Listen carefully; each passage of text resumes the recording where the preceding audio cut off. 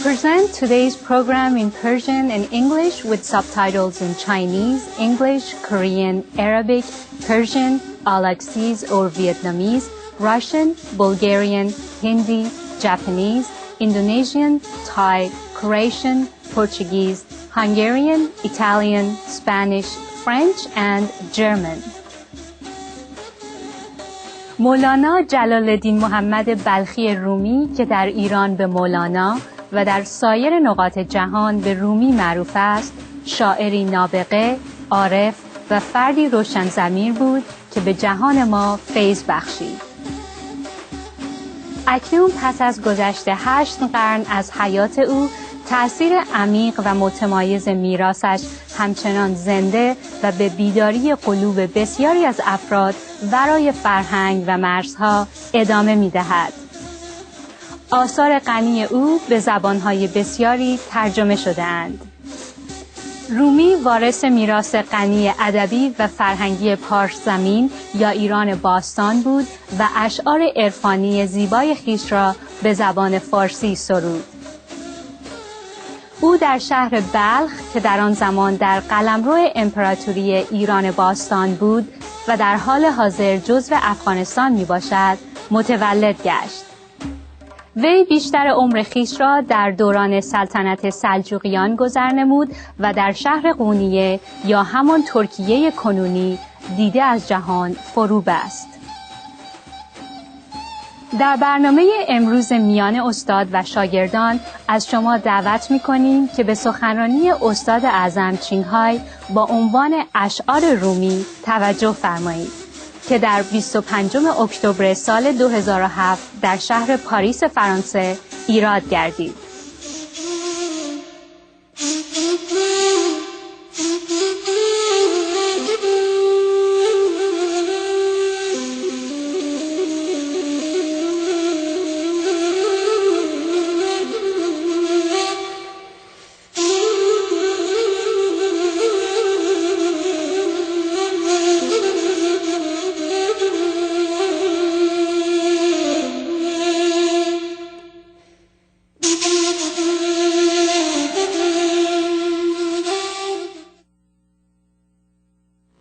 This is a poem of Rumi, yeah?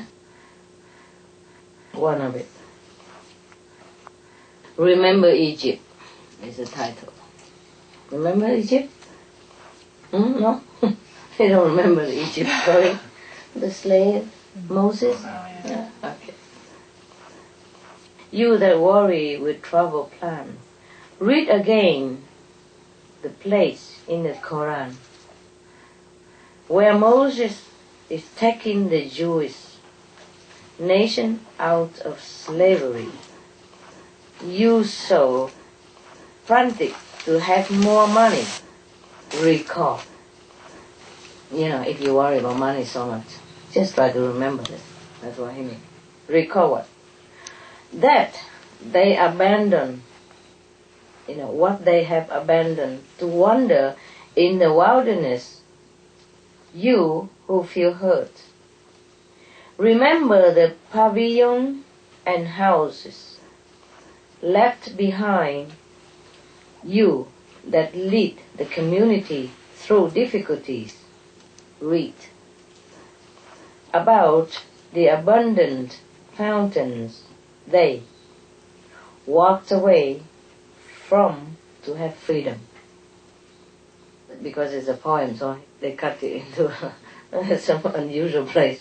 And normally you would say, about the abundant fountain they walk away from to have freedom.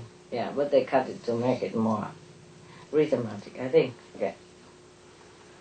You who dress in clothes that appear to have elegant meaning, you with so much charm, remember how your face will decay to dirt. You with lots of property, they left their gardens and their quietly running streams. He means the Jewish slave at that time. Yeah, they have to leave everything to run away from Egypt, follow Moses to freedom. So they left everything behind. You who smile at funerals going by, you that love language, measure, wind, in stanzas and recall the exodus, the wandering 40-year sacrifice. He means that whoever worries so much about what am I going to go, where I'm going to go, whether I take the aeroplane or what, and why shouldn't I go to such and such a place, enjoying all that, huh? Worry so much. He say you go and read again the place in the Quran, you know, where Moses is taking the Jewish nation out of slavery. And they have to leave behind everything, yeah, that they have built all that time, during the time they are in Egypt. Yeah, they probably build a nice house, make a little fountain, quietly running stream. That's why he explained everything. They have to leave everything behind. He say, if you frantic to have more money, recall what they abandoned to wander in the wilderness. You who feel hurt, remember the pavilion and houses, right? It's very clear, huh? What he probably meant is that it's all dirt anyway. Yeah, whatever we lost today or yesterday, nothing compared to the Jews when they have to lose everything to run away for freedom. And they almost really barely made it, you know. They could barely make it. They almost get caught back, yeah. Because suddenly the king or whoever in the authority at that time feels sorry to let them free. Then they run after them, but they are already on the other shore. Yeah? Remember the sea that part? Mm-hmm. Yeah. Oh, lucky they still have their lives, eh? But what for anyway? You know, they can forsake everything. This is an interesting story. You know the story, right? They follow Moses to gain their physical freedom because they were slaves in Egypt, yeah? The whole nation was the slaves there. And so the king promised after they built such and such, or something like that, he will let them free.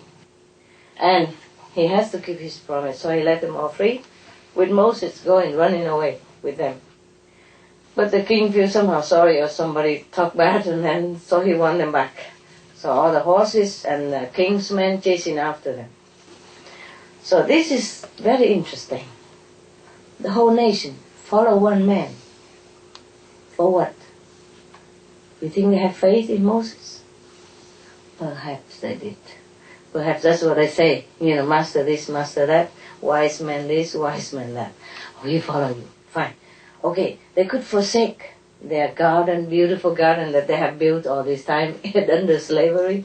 They could forsake beautiful, you know, a stream and a winding road that they have built. They probably had amassed some property there, you know, even though they were slaves, but they were living near the king's palace. They have everything so that the king can make use of them also. And they have to leave everything behind, what they have built all this time, even though they were slaves, but they have houses, yeah, and garden and a lot of stuff, maybe some goats and camels or whatever not. And they could leave all that behind to run for freedom. But when they've got freedom, they forgot. Remember? Mm-hmm. Yeah. So Moses told them to keep the commandments. They didn't. Once he turned his back, went to the mountain to have retreat, they have Mary making trouble. So now, do you understand me? Do you understand the ego? Yeah? They could forsake the treasure, properties, but they could not forsake the ego. Yeah? They do opposite of what the master demands and what they knew was right. They still do the opposite. Yeah? It's easier, of course, to worship a god, or even a god statue, not even a live god, golden god, gold god. Can you believe that? They have been with Moses all this time. he had let them out of Egypt for freedom. Yeah. So the freedom of the physical doesn't guarantee anything, does it? And the fact that you leave all your property behind and come in to live with a master or something, that doesn't even guarantee anything anymore, does it? It might look good.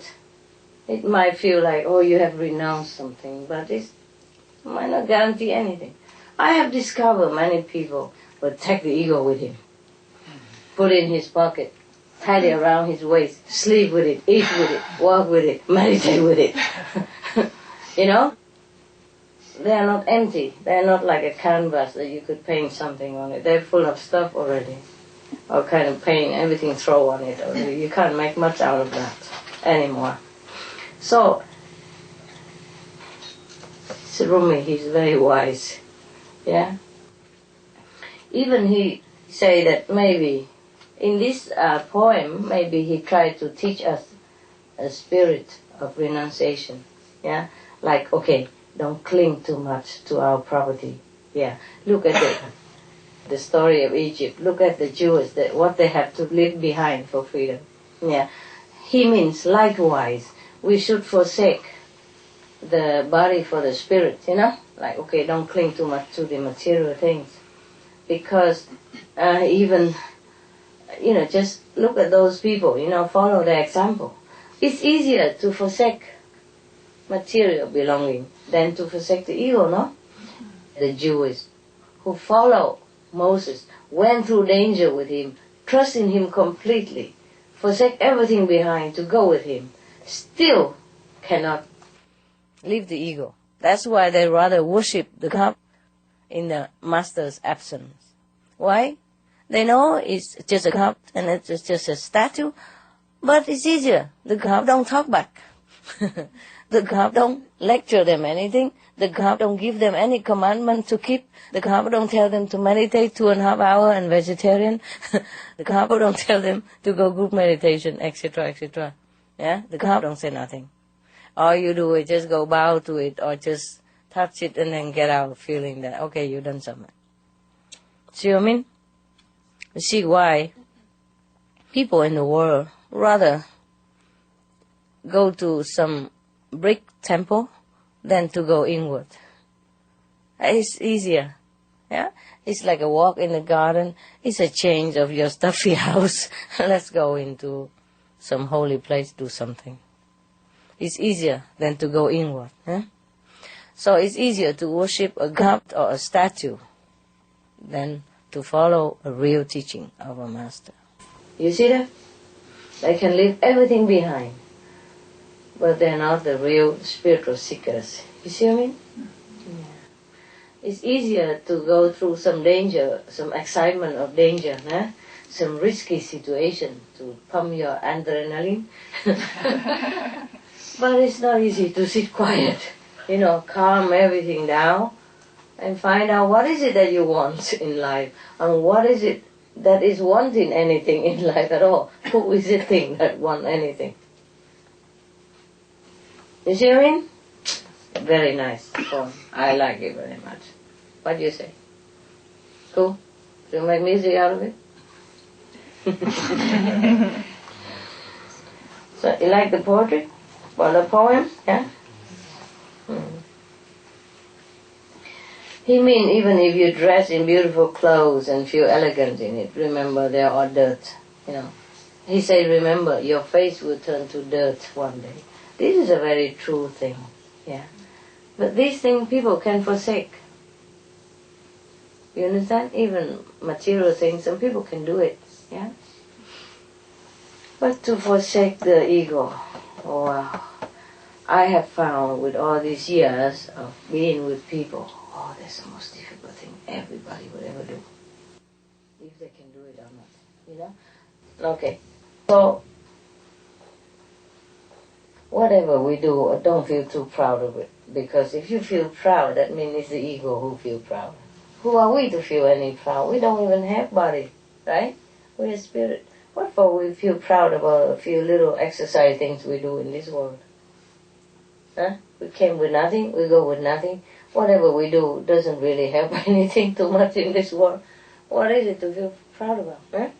Except attaining real spiritual knowledge, nothing else we should feel proud about.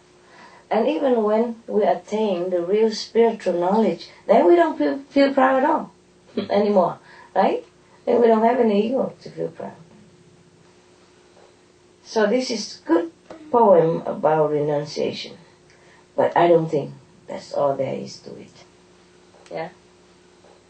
Because if you remember Egypt at the end of the story, it's different, right? People can forsake everything, but not their own ego. از همراهی شما با برنامه امروز میان استاد و شاگردان خوشحال شدیم. لطفاً فردا برای ملاحظه سخنرانی جدیدی با عنوان به خودتان تکیه نمایید همراه ما باشید. برنامه بعدی دنیای حیوانات همزیستان ما می باشد که پس از اخبار قابل توجه در Supreme Master Television پخش خواهد شد. به امید اینکه زندگی شما از مرحمت خداوند و آرامش درونی سرشار گردد. It was a pleasure to have you with us today on Between Master and Disciples. Please tune in again tomorrow for a new lecture, Rely on Yourself. Stay tuned for Animal World, our co-inhabitants, up next after noteworthy news, here on Supreme Master Television. May your life be filled with God's grace and inner peace.